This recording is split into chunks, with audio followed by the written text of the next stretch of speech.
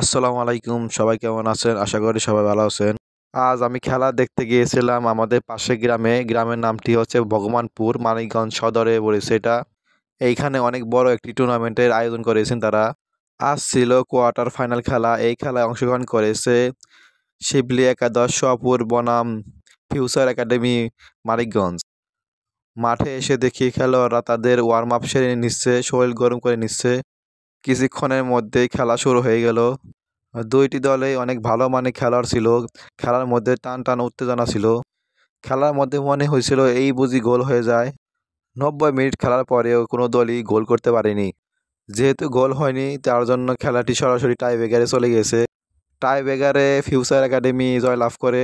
অসাধারণ সেভ দিয়েছে ফিউচার একাডেমির গোলকিপার। ৫টি শটের মধ্যে ২টি শটই তিনি সেভ দিয়েছেন। ভিডিওটি ভালো লাগলে একটি করে সাবস্ক্রাইব করবেন।